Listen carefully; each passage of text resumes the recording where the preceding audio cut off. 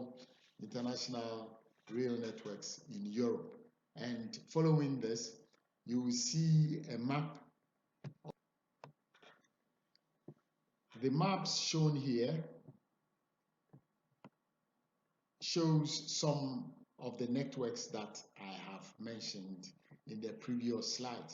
You can see the network of ICF. The ICF network, all the countries are in blue color, and the network lines, the rail lines, are marked in yellow.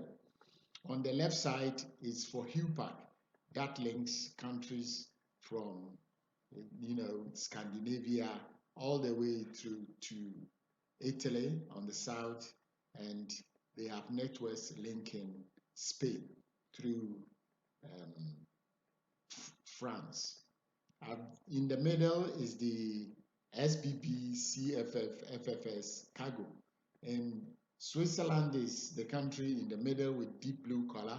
On top of it is Germany, and below it is Italy. On the left-hand side is France. So this network links what? Germany, France, Switzerland, and Italy. And on the right side is the Combi Beca, that links part of Italy, Switzerland, Germany, Poland, and other countries. That is what we call networks. In Africa, we don't have many of those. You will have to go to South Africa or Central Africa to see any network at all. The best railway networks are in the northern part of Africa. Tunisia, Algeria, and Morocco, they do have very, very good railway network, and they are even part of the OTIF group. What you see on this slide is essentially the World Rail Corridor. Look at the map. On the extreme left top is America and Canada, and below it is South America. You see that there's a rail link from the most eastern side of America to the most western side, from somewhere in New York to Los Angeles. It crosses the country and it links other rail lines within America. From there, there is a link from LA to the southernmost tip of South America, somewhere in Chile. And across the Atlantic, you see the dotted line. The dotted line, I'll show you, that is a freight line, which will come in the next. And from there, somewhere in Iceland, there's a rail link that goes all the way to Russia and China.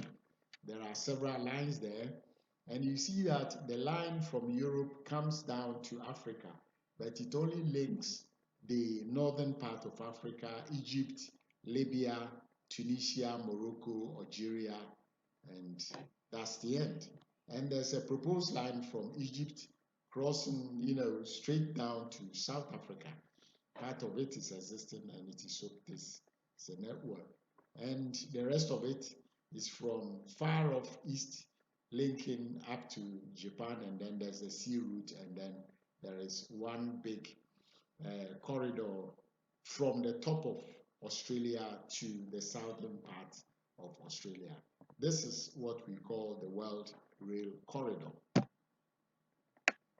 This is the slide that shows the sea route that you saw linking the rail corridors in America with the rail corridors in Europe. And it links all the way, you see, to China, the factory of the world. And this sea route is supposed to be the safest sea route across the world. So have time, look at it carefully, and the map is showing, like looking at the top of the world, because you can see Greenland and you can see Canada and part of America. So also would you see Scandinavia, Western Europe, all the way to some part of Russia and China. This map shows Eurasian freight routes on the study that UNIS used to look at. Now most part is constructed and many parts of this network is operational. Right. See, all these are from the Western Europe, the top consumers, to Eastern Europe, Vietnam, China, Russia, Far East, and those countries where goods are produced and then shipped by rail to the Western Europe. Some of it follows to America. What you see in the blue at the bottom is the sea route. See, if you would have to go by sea, see how long it is to, cover this route. So we look at them individually. In this legend, the green line in the map, the previous map on the slide that is just gone, is what we call Trans-Siberia route. Trans-Siberia route. The red line represents Trans-Asia North route. The yellow line represents Trans-Asian Central route. The purple line is Trans-Sika route. The indigo line is Trans-Asia route south, and the blue line represents Trans-Asia Sea route. So that is not a rail line. That is a sea route, as I told you. If the rail line was to be covered through the marine route, it would be Trans-Asian Sea route. So you can look back at the legend and carefully, take note of the various corridors that was in study, for which most part has been constructed now, and goods that are manufactured in Far East, in Vietnam, Malaysia, China, and Russia, most of them are transported to Western Europe using these routes, and they are followed from the Western Europe across the Atlantic using the sea route that you saw the two previous slides.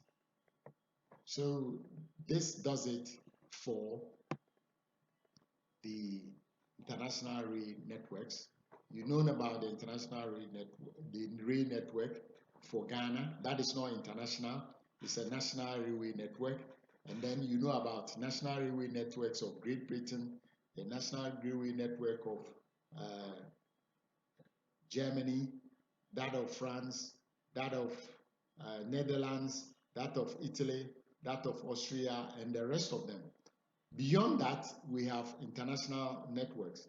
International networks link national networks with another national networks. So if it's within one country, it's not an international network. It may be part of an international network, but it only represents a national network. When it crosses one country to the other, it becomes international network. So if you want to refer international network, it might be like the ICF, Kombi, Beka, UPAC, and the rest of them we saw in the previous slides.